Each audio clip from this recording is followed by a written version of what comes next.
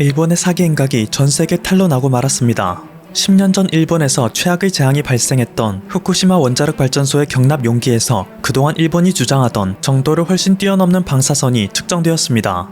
이것은 일본의 원자력 규제위원회의 조사팀이 얼마 전 전신 방호복을 입고 온몸을 비닐로 겹겹이 싸맨 뒤 방사선량 측정기와 카메라가 장착된 로봇을 투입해내 얻은 가장 최신의 데이터였는데요. 후쿠시마 제1원전의 2호기 옥상으로 조심스레 접근하던 순간 엄청난 경보 계음이 울리기 시작했습니다. 정신이 혼미해지는 경보음과 함께 경납 용기까지 다가간 조사팀은 용기의 최외곽 뚜껑에 7cm의 구멍을 내는 가장 소극적인 측정을 시도해봤죠. 그리고 그 결과는 놀라운 것을 넘어 끔찍한 수준이었습니다. 후쿠시마 제1원전은 노심에서 나오는 방사성 물질을 차단하기 위해 지름 12m, 두께 60cm짜리 철근 콘크리트 뚜껑을 무려 3장을 겹친 상태임에도 불구하고 시간당 1.2시버트의 고설량이 측정된 것입니다. 일본 당국은 그간 가장 안쪽의 방사선량이 시간당 10시버트에 달할 것이라고 예측해왔었는데요. 두께 60cm의 뚜껑이 총 3개, 대략적으로 180cm의 경막에서 바깥으로부터 불과 7cm 밖에 되지 않는 지점이 시간당 1.2시버트의 고설량을 나타낸다는 것은 감히 예상도 못했습니다. 남은 173cm 안쪽으로 더 들어가게 된다면 최소 시간당 110W의 고설량에 달할 것이라는 계산이 나오죠. 사람은 시간당 10시버트의 방사능에만 노출돼도 1시간 만에 사망에 이를 수 있습니다. 일본은 시간이 어느 정도 해결해주길 바라는 실납 같은 희망으로 자체 조사단을 꾸려 파견한 것이었는데 그들을 찾아온 것은 오직 끝없는 절망뿐이었던 것입니다. 그리고 이렇게 기가 막힌 타이밍에 발표된 후쿠시마의 절망적인 상황은 일본이 오랫동안 철저히 준비해왔던 계획마저 수포로 만들어버릴 위기를 불러오고야 말았습니다. 도쿄전력은 이미 오래전부터 후쿠시마 제1원전의 오염수를 태평양에 방류하겠다는 계획을 발표했었죠.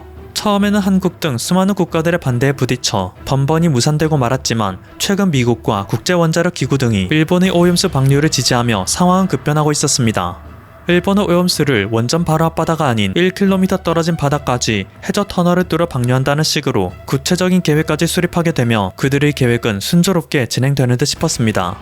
해저 터널은 원전 주변의 안반을 깎아 만들 것이기 때문에 당장 9월부터 안반 현황을 조사한 후 올해 안으로 공사를 시작하겠다는 일사천리 계획이었죠.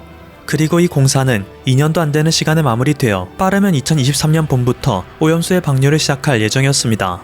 그런데 이번에 후쿠시마 제1원전의 2호기에서 미친 듯한 방사선량이 검출된과 동시에 한국에서 전해진 소식은 일본의 모든 계획을 망쳐놓을 위기에 빠뜨리고 있습니다.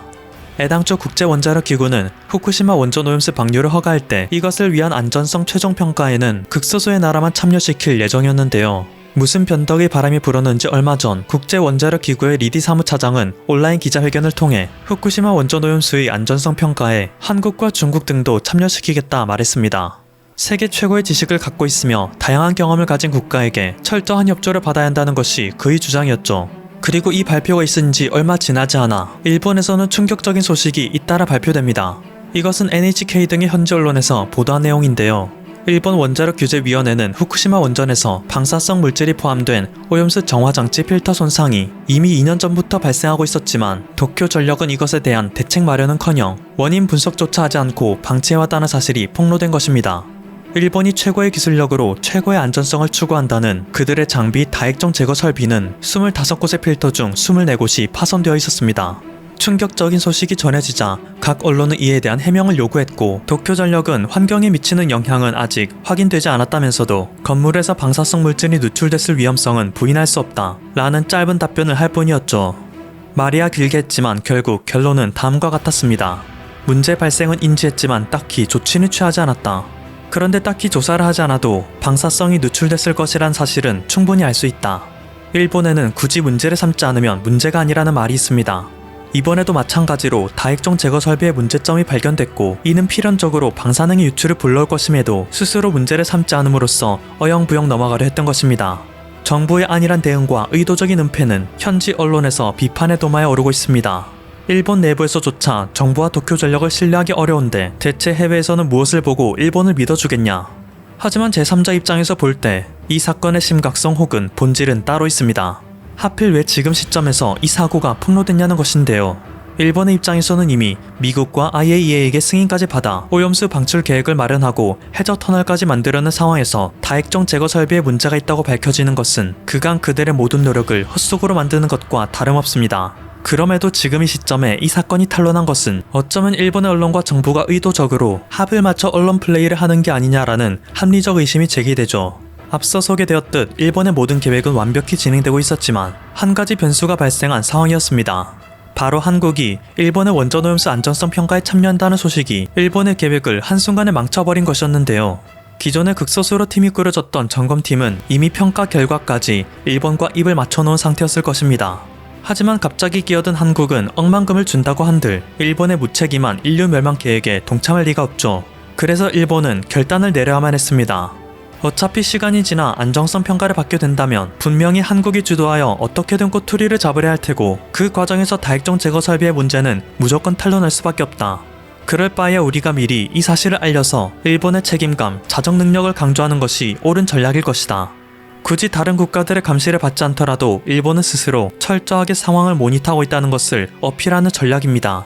정부가 아니더라도 민간단체들이 눈에 불을 켜고 지켜보고 있으니 일본은 절대 세계에 민폐를 끼치는 짓을 저지르지 않을 것이라는 사실을 온 힘을 다해 주장하는 것이죠. 이렇게 생각한다면 이 사고가 이제서야 폭로된 것이 이해가 됩니다. 기존에는 원전 오염수 방류를 무조건적으로 지지하던 현지 언론들도 마치 내부적인 소스를 받았다는 듯 동시다발적으로 이 사고를 보도한 것도 충분히 이해됩니다. 최근 한국원자력연구원은 지난 10년간 연구해왔던 약 1000쪽가량의 파이로 SFR 연구 자료를 발표하였고 미국 원전 당국은 이것을 승인하여 전 세계의 주목을 받았습니다. 연구 자료에는 원자력 발전소에서 필연적으로 발생하는 사용 후 해결료 폐연료봉을 4세대 원전 소듐 냉각 고속로의 해결료로 재활용하는 첨단 기술인 파이로 SFR의 내용이 담겨 있었는데요. 4세대 원전 소듐 냉각 고속로는 지난 6월 세계적인 대부호 빌 게이츠와 워렌 버핏이 미래 에너지 산업의 게임 체인저라고 칭송하며 공동 개발을 천명했던 바로 그 기술입니다. 한국은 1978년 대한민국 최초의 원전인 고리 1호기를 가동한 이후 40여 년간 17,500톤가량의 폐연료봉을 쌓아두기만 했습니다. 그런데 이번 파이로 SFR 기술을 실사용하게 된다면 그동안 골칫거리에 불과했던 폐연료봉을 오히려 돈을 주고 팔 수 있는 입장이 되는 것이죠.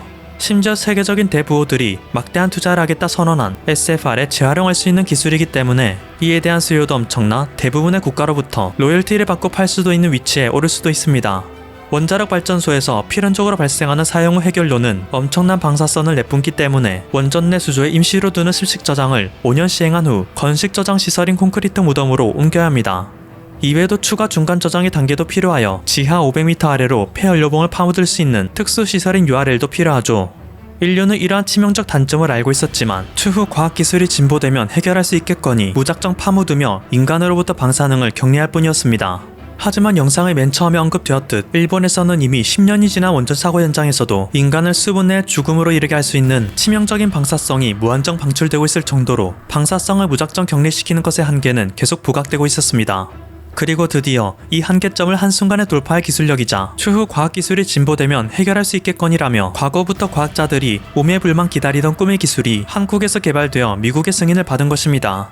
최근 한국으로 올 계획이었던 태풍 찬투는 이상하게도 동중국해상에서 오랫동안 머물고 있습니다.